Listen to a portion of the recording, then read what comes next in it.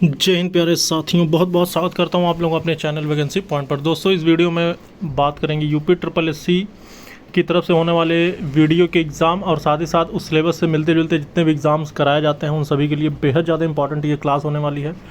तो सभी अभ्यर्थियों से अपील है कि वो सभी के सभी अभ्यर्थी जुड़ जाएं और इस क्लास को देखें और ज़्यादा से ज़्यादा वीडियो को लाइक और शेयर कर देना सभी मित्रों के साथ। अगर चैनल को अभी तक आप लोगों ने सब्सक्राइब नहीं किया तो चैनल को ज़रूर सब्सक्राइब कर लें, क्योंकि इस तरह की बहुत सारी क्लासेस आपको देखने को मिलने वाली जो हूबहू आपको ऐसे प्रश्न देने वाला हूं मैं, जो कि आपके एग्ज़ाम में सेम टू सेम छप जाएंगे। आप पूरी क्लास करें, देखें तो आप खुद ही को आपको अंदाज़ा हो जाएगा कि ये क्लासेस आपके लिए कितनी ज़्यादा इंपॉर्टेंट है। पहले क्वेश्चन देखेंगे, मानव शरीर में निम्नलिखित में से कौन सी ग्रंथि अंतःस्रावी एवं बहुस्रावी दोनों ही प्रकार की ग्रंथि है? तो पहले का जो सही ऑप्शन होने वाला है ये हो जाएगा आपका ऑप्शन नंबर सी। इसका जो सही ऑप्शन होगा वो होगा अग्न्याशय। जो अग्न्याशय होता है ये एक बहिस्रावी तथा अंतःस्रावी ग्रंथि है, ठीक। इसीलिए इसे मिश्रित ग्रंथि भी कहते हैं। और अग्न्याशय के दो मुख्य कार्य होते हैं। पहला बहिस्रावी, ये मुख्यतः पाचन में सहायक होता है, और जो अंतःस्रावी होता है ये रक्त शर्करा को विनियमित करता है, ठीक। इसका पूरा कॉन्सेप्ट ये है। आगे बढ़ेंगे, निम्नलिखित में से किस पदार्थ में कैल्शियम विद्यमान है? तो कैल्शियम के बारे में अगर देखें किस पदार्थ में कैल्शियम विद्यमान है, तो दूसरे का जो सही ऑप्शन होगा ये हो जाएगा आपका जिप्सम। तो जिप्सम का जो रासायनिक फार्मूला होता है, सूत्र होता है, वो कैल्शियम सल्फेट 2H2O, ये जिप्सम का फार्मूला है। और इन चारों में से सिर्फ इसी में जो है कैल्शियम विद्यमान है। तीसरा देखेंगे, निम्नलिखित में से कौन सा सुमेलित नहीं है? इसमें बताना है कौन सा सुमेलित नहीं है। सिल्वर ब्रोमाइड कृत्रिम प्रकाश संश्लेषण, सिल्वर आयोडाइड कृत्रिम वर्षा, लिथियम का बाइकार्बोनेट गठिया का उपचार, दुधिया मैग्नीशिया प्रति अम्ल। तो इसमें कौन सा जो ऑप्शन है वो सही नहीं है सुमेलित? तो इसका जो सही ऑप्शन होगा वो हो जाएगा ए। सिल्वर जो ब्रोमाइड है ये कृत्रिम प्रकाश संश्लेषण नहीं है, ठीक। इसका जो सिल्वर ब्रोमाइड का जो उपयोग होता है ये फोटोग्राफी में किया जाता है, ठीक। और ये एक अकार्बनिक नमक है, और इसका जो रासायनिक फार्मूला होता है ये AgBr होता है, ठीक। आगे बढ़ेंगे, तुलसी के पौधे का औषधीय महत्व निम्नांकित की उपस्थिति के कारण होता है या किस कारण होता है? जो औषधीय महत्व है तुलसी के पेड़ का, वो किस कारण है? तो चौथे का जो सही ऑप्शन होगा वो होगा फिनॉल एवं फ्लेवोनाइड के कारण, ठीक है। चलिए अब इसके आगे बढ़ेंगे, देखेंगे अगला क्वेश्चन पाँचवां, इकोसिस्टम के संबंध में निम्न में से क्या सत्य है? इकोसिस्टम, तो पाँचवें का जो सही ऑप्शन होगा, इन सारे ऑप्शन को अगर आप पढ़ते हैं तो इसका जो सही ऑप्शन होगा ये हो जाएगा उत्पादक प्राथमिक उपभोक्ता से अधिक है, ठीक। इकोसिस्टम के संबंध में ये कथन जो है वो सत्य है। छठा क्वेश्चन देखेंगे, छठे में क्या कह रहा है कि सुपोषण के संदर्भ में निम्नलिखित में से कौन सा कथन सही है? सुपोषण के संदर्भ में अगर देखें, यह जल निकाय के पोषक तत्व संवर्धन की घटना है, यह जल में घुलित ऑक्सीजन को कम करता है। इन दोनों में से कौन सा सही ऑप्शन होगा? तो छठे का जो सही ऑप्शन होगा दोस्तों, देखिए सुपोषण जो होता है ये दोनों ही इसके लिए सही होंगे, अर्थात ऑप्शन नंबर सी इसका सही हो जाएगा, ठीक है। आगे बढ़ेंगे और देखेंगे अगला क्वेश्चन क्या कह रहा है। अगला क्वेश्चन में कह रहा है कि मानव गतिविधियों से परिवर्तित पर्यावरण क्या कहलाता है? तो जो मानव गतिविधियों से परिवर्तित पर्यावरण होता है उसे कहते हैं एंथ्रोपोजेनिक पर्यावरण, यानी ऑप्शन नंबर बी इसका बिल्कुल सही हो जाएगा। वैसे देखें तो सामान्य तौर पर प्रकृति पर मानवीय प्रभाव को एंथ्रोपोजेनिक कहा जाता है। स्पष्ट है कि मानव गतिविधियों से परिवर्तित पर्यावरण जो होगा वो भी एंथ्रोपोजेनिक पर्यावरण कहलाएगा, ठीक है। आगे बढ़ेंगे और देखेंगे आठवां क्वेश्चन क्या कह रहा है। तो आठवां क्वेश्चन में ये कह रहा है कि आपको सत्य और असत्य मतलब कौन सा सत्य नहीं है। भूमध्य से ध्रुवों की ओर जाति विविधता में वृद्धि होती है, ठीक है। उष्ण कटिबंध शीतोष्ण क्षेत्रों की अपेक्षा अधिक जातियों को आश्रय देते हैं, या फिर विशालतम जैव विविधता अमेजनी वर्षा वनों में पाए जाते हैं, या फिर जाति विविधता शीतोष्ण क्षेत्रों में ध्रुवों की ओर घटती है। तो आठवें का जो इसमें जो सही नहीं है जो ऑप्शन वो क्या है, वो है भूमध्य रेखा से ध्रुवों की ओर जाति विविधता में वृद्धि होती है, ठीक। ये आपका बिल्कुल गलत है, ठीक है। चलिए आगे बढ़ेंगे, देखेंगे नौवां क्वेश्चन क्या कह रहा है। इसमें कह रहा है कि वायु प्रदूषण के जैविक सूचक का प्रसिद्ध, बहुत आसान सा क्वेश्चन आ गया ये तो, लाइकेंस को कहते हैं क्या है? वायु प्रदूषण के जैविक सूचकांक, मतलब सूचक इसको कहता है लाइकेंस को।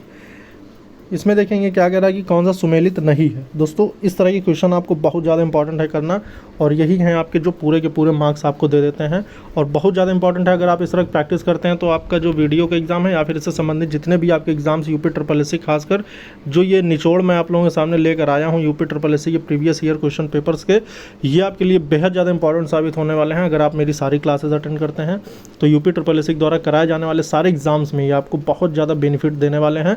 तो इसलिए आप लोग वीडियो को ज़रूर लाइक कर देना, चैनल को सब्सक्राइब भी कर लें ताकि आगे की सारी वीडियोस आपको सही समय पे मिलती रहें।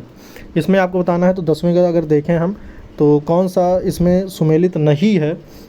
देखिए अलवणीकरण जो होता है समुद्री जल है, प्रतिलोम परासरण पेयजल, विकृतीकरण प्रोटीन और पास्तुरीकरण चाय। तो इसमें जो पास्तुरीकरण दिया हुआ है ये चाय नहीं है, क्योंकि पास्तुरीकरण जो होता है एक ऐसी प्रक्रिया है जिससे दूध का निर्जलीकरण यानी रोगजनक सूक्ष्मजीवों को नष्ट करना और उसकी भंडारण क्षमता में सुधार किया जाता है। इस प्रक्रिया की खोज फ्रांसीसी वैज्ञानिक लुई पास्चर ने की थी। तो इसका चाय से किसी प्रकार से भी संबंधित नहीं है, संबंध नहीं है, जबकि इसका दूध निर्जलीकरण अगर यहाँ पर दिया होता तब वो सही हो जाता। ठीक है, आगे बढ़ेंगे। 11वां देखेंगे। 11वां क्या कह रहा है कि निम्नलिखित में कौन सा एक शाकनाशक का उदाहरण है। शाकनाशक का जो उदाहरण है वो कौन सा है, तो 11वें का जो सही ऑप्शन होगा ये हो जाएगा आपका सोडियम क्लोरेट। जो शाकनाशक एक ऐसा रसायन होता है जिनका प्रयोग कृषि क्षेत्र में अवांछित खरपतवारों को नष्ट करने के लिए किया जाता है, और इनका जो प्रमुख उदाहरण होता है वो सोडियम क्लोरेट होता है। इसका फॉर्मूला अगर आप बात करें तो सोडियम ClO3 होता है, NaClO3। ठीक, गैस जो धान के खेत से उत्सर्जित होती है तथा भूमि के तापमान में वृद्धि करती है वो है, तो 12वें का जो सही ऑप्शन होगा ये हो जाएगा आपका ऑप्शन नंबर डी, मीथेन। ठीक, आगे बढ़ेंगे। 13वां क्वेश्चन देखेंगे। अंतर्राष्ट्रीय और संगठन ISA का सचिवालय वर्तमान निम्नलिखित में से किस स्थान पर स्थित है, तो 13वें का जो सही ऑप्शन होने वाला है ये हो जाएगा आपका गुरुग्राम। ठीक है, 100% सौर ऊर्जा पर चलने वाला भारतवर्ष का पहला केंद्र शासित प्रदेश कौन सा है। ये बहुत ज़्यादा प्रचलित क्वेश्चन रहा है, 2018 का ये क्वेश्चन था, मतलब 2018 का एक करंट टाइप का क्वेश्चन था। आप बता दें कि ये जो दीव है ऑप्शन नंबर सी, ये इसका बिल्कुल सही हो जाएगा और ये भारत का पहला केंद्र शासित प्रदेश बन गया है। और आपको बता दें कि दीव में 50 एकड़ से भी अधिक भूमि पर सौर ऊर्जा संयंत्रों की स्थापना की गई थी। ठीक है, आगे बढ़ेंगे और देखेंगे अगला क्वेश्चन। अगला क्वेश्चन कह रहा है इसमें आपको देखना है कूट दिए हुए हैं और कूटों को आपको मिलाना है। पहला है आपका कथन ए देखेंगे, मानव विकास सूचकांक HDI एवं सतत विकास लक्ष्यों पर आधारित भारतीय राज्यों की वरीयता में धनात्मक संबंध है, और SDG लक्ष्यों के आधारभूत आयाम शिक्षा एवं स्वास्थ्य से घनिष्ठता के साथ अंत संबंधित हैं। नीचे दिए हुए कूटों में से कौन सा सही है या फिर कौन सा सही व्याख्या कर रहा है, तो ये आपको बताना है। तो 15वें का जो सही ऑप्शन हो जाएगा ये हो जाएगा ऑप्शन नंबर ए। जो ए है आर दोनों ही सही हैं और ये दोनों ही एक दूसरे की व्याख्या, मतलब कथन आर जो है एक ही सही व्याख्या करता है। 16वां क्वेश्चन देखेंगे। 16वां में कह रहा है कि बहुआयामी निर्धनता सूचकांक में निम्नलिखित में से सम्मिलित होता है।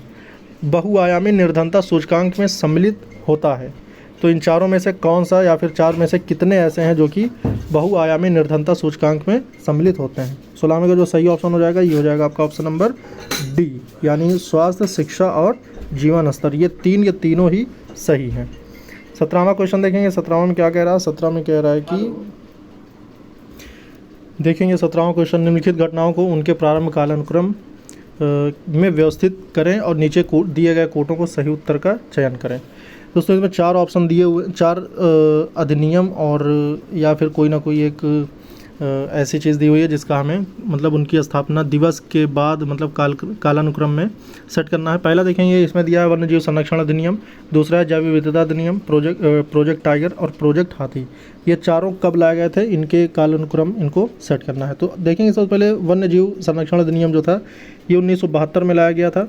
उसके बाद जैव विविधता अधिनियम जो था ये 2002 का था। उसके बाद देखेंगे प्रोजेक्ट टाइगर तो ये 1973 का है। उसके बाद जो प्रोजेक्ट हाथी है ये 1972 का है। तो इन चारों के अकॉर्डिंग अगर देखें तो जो पहले नंबर पे आने वाला है ये आपका 1 होगा, यानी कि सबसे पहले जो 1972 में आया था, सॉरी ये 1992 में होगा प्रोजेक्ट हाथी। पहले 1972 वाला आएगा, फिर उसके बाद 73 वाला, फिर 92 वाला, फिर 2002, यानी जो ऐसा करके आएगा पहला, तीसरा, चौथा और दूसरा। तो 1 3 4 2 1 3 4 2 बी वाला ऑप्शन बिल्कुल सही हो जाएगा। आगे बढ़ेंगे और देखेंगे 18वां क्वेश्चन। 18वें क्वेश्चन में क्या कह रहा है कि नागरिक पंजीकरण प्रणाली यानी CRS के अंतर्गत कितने दिनों के भीतर जन्म तथा मृत्यु की घटना को भारत में रजिस्ट्रेशन कराना कानूनी रूप से अनिवार्य होता है। यानी कोई भी अगर कोई भी नागरिक की या कोई भी पुरुष की या महिला की अगर मृत्यु हो जाती है तो उसको कितने दिन के भीतर नागरिक पंजीकरण प्रणाली के अंतर्गत रजिस्टर्ड कराना होता है। तो 18वें का जो सही ऑप्शन हो जाएगा ये हो जाएगा ऑप्शन नंबर बी, 21 दिन। आगे बढ़ेंगे और देखेंगे 19वां क्वेश्चन। 19वें में कह रहा है राष्ट्रीय परिवार स्वास्थ्य सर्वेक्षण यानी NFHS 5 सम्मिलित नहीं करता कौन सा ऑप्शन, उच्च रक्तचाप, मधुमेह या HIV परीक्षण या मृत्यु का पंजीकरण। तो 19वें का जो सही ऑप्शन होगा ये हो जाएगा आपका HIV पंजी परीक्षण। 20वां क्वेश्चन देखेंगे। 20वें क्वेश्चन में कह रहा है कि पर्यावरण कुजनेट्स वक्र पर्यावरणीय क्षति एवं प्रति व्यक्ति GDP के मध्य संबंध दर्शाता है। इस पर्यावरणीय कुजनेट्स वक्र का आकार किस प्रकार का होता है। तो 20वें का जो सही ऑप्शन होने वाला है ये हो जाएगा उल्टा U आकार, मतलब ऐसा। नीचे दो कथन दिए गए हैं जिनमें एक को कथन A तथा दूसरे को कथन R कहा गया है। अब इसको देखकर हमें इसके लिए ऑप्शन ढूंढना है कौन सा क्या सही होगा। इसमें कह रहा है कि सतत विकास मानव समाज के कल्याण हेतु महत्वपूर्ण है। सतत विकास से अभिप्राय ऐसे विकास से है जो भावी पीढ़ियों की ज़रूरतें पूरी करने की योग्यता को प्रभावित किए बिना वर्तमान समय की आवश्यकता पूरी करें। तो सतत विकास की यहाँ पर व्याख्या दी गई है और इस सतत विकास की व्याख्या में कथन A और कथन R ये दोनों एक दूसरे से क्या संबंध रखते हैं। तो इसका जो सही ऑप्शन होगा ये बिल्कुल सही है। सतत विकास के लिए ये दोनों ही डेफिनेशन एक दूसरे के लिए सही हैं। 22वां क्वेश्चन देखेंगे। 22वां में कह रहा है निम्नलिखित में से किस प्रत्यक्ष लाभ योजना को Guinness book of world record द्वारा विश्व की सबसे बड़ी प्रत्यक्ष लाभ योजना माना गया है। तो जो सबसे बड़ी प्रत्यक्ष लाभ योजना थी वो मनरेगा है या पहल है या NSAP है या फिर उपरोक्त में से कोई नहीं। तो 22 में अगर देखें इन तीनों में अगर कंपेयर करना है तो ये सही ऑप्शन हो जाएगा आपका पहल। पहल जो था ये बहुत ही, और ये एक प्रकार से अगर आप बात करें तो केंद्रीय पेट्रोलियम और प्राकृतिक गैस मंत्रालय को उसकी पहल योजना हेतु Guinness book of world record द्वारा विश्व की सबसे बड़ी प्रत्यक्ष लाभ यानी नगद हस्तांतरण योजना के रिकॉर्ड का प्रमाण पत्र दिया गया था। पहल योजना का पूरा नाम जो था ये प्रत्यक्ष हस्तांतरित लाभ है और केंद्रीय पेट्रोलियम और प्राकृतिक गैस मंत्रालय द्वारा ये योजना देश के 54 जिलों में 15 नवंबर 2014 को ही प्रारंभ कर दी गई थी। आगे बढ़ेंगे और देखेंगे 23वां क्वेश्चन। 23वें क्वेश्चन में क्या कह रहा है। 23वें क्वेश्चन में कह रहा है निम्नलिखित राष्ट्रीय खाद्य सुरक्षा अधिनियम के संदर्भ में निम्नलिखित कथनों में से कौन से सही हैं। राष्ट्रीय खाद्य सुरक्षा अधिनियम ये 75% ग्रामीण और 50% शहरी जनसंख्याओं को आच्छादित करेगी। महिलाओं और बच्चों को पोषण संबंधी सहायता पर विशेष ध्यान देगा, या फिर 18 वर्ष आयु से अधिक की सबसे बड़ी महिला परिवार की मुखिया होगी। इन तीनों में से जो राष्ट्रीय खाद्य सुरक्षा अधिनियम है वो कौन से ऑप्शन को सही बताएगा। तो इसमें जो तीनों ही दिए गए हैं, तीनों ही ये लेख जो लिखे हुए हैं ये तीनों ही सही हैं। ये राष्ट्रीय खाद्य सुरक्षा अधिनियम के तहत ये तीनों ही सही हैं। आगे बढ़ेंगे 24वां क्वेश्चन देखेंगे। 24वें क्वेश्चन में कह रहा है दोस्तों इसी तरह की आपको और भी क्वेश्चंस मिलते रहेंगे, आप लोग चैनल को ज़रूर सब्सक्राइब कर लें। भारत में पट्टेदारी सुधार के उपायों के संदर्भ में कौन सा कथन सही है। जो पट्टेदारी सुधार थी इसके तहत लगान का विनियमन या अवधि की सुरक्षा या पट्टेदारी पर स्वामित्व की घोषणा। तो 24वें का जो सही ऑप्शन होने वाला है ये हो जाएगा आपका ऑप्शन नंबर, यानी कि ये तीनों ही सही होंगे हैं। भारत में पट्टेदारी सुधार के जो उपाय हैं वो इन तीनों से ही मुताल्लिक हैं, ठीक, मतलब तीनों से ही संबंधित हैं। आज का अंतिम क्वेश्चन होगा ये, भारत में सार्वजनिक क्षेत्र में कार्यों के संदर्भ में निम्नलिखित में से कौन से कथन सही हैं। सार्वजनिक उपयोगिता संसाधन प्रदान करना, सामाजिक और आर्थिक उपरिपूंजी का निर्माण, संतुलित क्षेत्रीय और क्षेत्रकीय विकास सुनिश्चित करना, समतावादी लक्ष्यों को आगे बढ़ाना। तो 25वें का जो सही ऑप्शन होने वाला है ये हो जाएगा आपका ऑप्शन नंबर, ये 2, 3 और 4 सही हैं, जबकि पहला वाला गलत है। दोस्तों आपको लग रहे होंगे कि ये क्वेश्चंस थोड़े से टफ हो रहे हैं, तो आपको मैं बता दूं दोस्तों कि जीके का ये जो पोर्शन है ये सेम टू सेम ऐसे ही रहने वाला है। UPSSC के प्रीवियस ईयर क्वेश्चन पेपर पर आधारित ये प्रश्न थे, बाकी आपके सिलेबस से मैच कर रहे हैं, तो ये बहुत ज़्यादा इंपॉर्टेंट है। आपको इस तरह की तैयारी करनी होगी। आप लोग चैनल को ज़रूर सब्सक्राइब करें और इस तरह की वीडियो और पाने के लिए जुड़े रहिए और बेल आइकन ज़रूर प्रेस कर लें। इस वीडियो में तो दोस्तों जय हिंद।